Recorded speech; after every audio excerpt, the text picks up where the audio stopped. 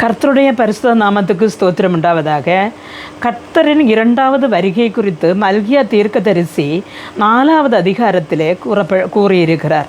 அந்த 4வது அதிகாரம் 1வது வார்த்தையை வாசிக்கும்போது அந்த ஆண்டவரை வருகை பற்றி என்ன சொல்கிறார் என்று சொன்னால், இதோ சூளையை போல் எரிகிற நாள் வரும், அப்பொழுது அகங்காரிகள் யாவரும் அக்கிரம் செய்கிற யாவரும் துரும்பாய் இருப்பார்கள்.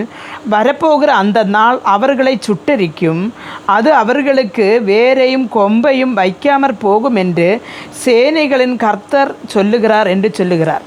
அருமையான தேவனுடைய பிள்ளைகளே, அந்த கர்த்தரின் வருகையின் நாளை அவர் குறிப்பிடுகிறது எப்படி என்று சொன்னால், சூளை போல் எரிகிற ஒரு நாள் என்று. சூளையை பற்றி நமக்கு தெரியும், என்ன வச்சாலும் அதில் என்ன செய்யாது, மீதி எடுக்க முடியாது. ஆனால் எசையா தீர்க்கதரிசி சொல்லும் பொழுது, ஆண்டவருடைய வருகை பற்றி சொல்லும் பொழுது, எசையா 1வது அதிகாரம் 31வது வார்த்தையில், பராக்கிரமசாலி சணர் கூளமும் அவன் கிரியை அக்கினி பொறியுமாகி இரண்டும் அவிப்பார் இல்லாமல் ஏகமாய் வெந்து போகும் என்று சொல்லுகிறார் என்று காண்கிறோம்.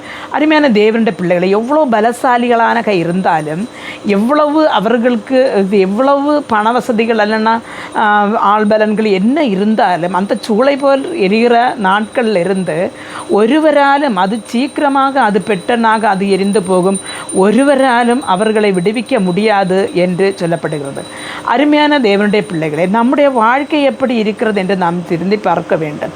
நாம் மனம் திரும்ப விட்டால் கண்டிப்பாக அந்த ஒரு நியாய விதியின் நாளிலே அந்த சூளையின் மத்தியிலே நாமும் எழுந்து போவோம். ஆனால் பரலோக ராஜ்யத்துக்கு போக வேண்டுமானால் ஒரு மனம் திரும்புதல் அவசியமாக இருக்கிறது.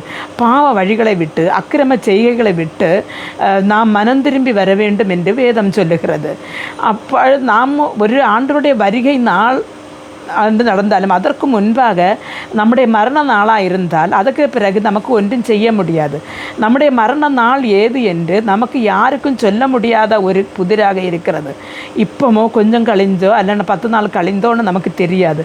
யாரும் மரணத்திற்காக போகிற யாரும் தாங்கள் இஷ்டப்பட்டு போகிறதல்ல. அவர்கள் பூமியிலிருந்து மீண்டும் பல காரியங்கள் செய்து கொண்டிருக்கிற நேரத்திலே, நினையாத விதமாக மரணம் அவர்களை தொடர்ந்து பிடிக்கிறது.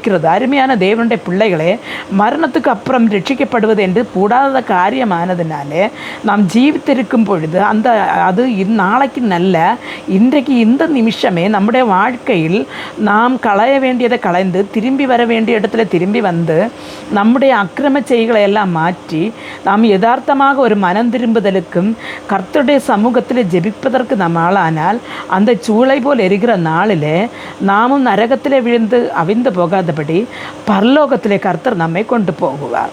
அதற்காக கர்த்தர் ஒவ்வொருவருக்கும் கிருபை அளிப்பார். ஜெபிப்போம். எங்களை மிகவும் அன்பாக நேசித்து வழிநடத்துகிற நல்ல தகப்பனே, எங்களை மரண நாளோ உம்முடைய வருகையோ நமக்கு தெரியாத ஒரு புதிராக இருக்கிறதுனாலே, ஆண்டவரே, இந்த வசனத்தை கேட்டுக்கொண்டிருந்த உமது பிள்ளைகளுடைய வாழ்க்கையில் ஏதாவது அக்கிரம செய்கைகள் இருந்தால், ஆண்டவரே, மனம் திரும்புவதற்கு ஏதுவான ஏதாவது காரியங்கள் அவருடைய வாழ்க்கையில் இருந்தால், இந்த நாட்களில் அவர்கள் விட வேண்டியதை விட்டு தேவனிடமாக திரும்பும்படியான புதிய இருதயத்தையும் புதிய கிருபையும் நீர் கொடுத்து வழிநடத்த வேண்டும் என கெஞ்சி மன்றாடுகிறேன். அப்பா, இயேசு கிறிஸ்துவின் நாமத்தில் ஜெபிக்கும் போது ஜெபத்தை கேட்டு பதில்தாரும் ஜீவனுள்ள தகப்பனே, ஆமென்.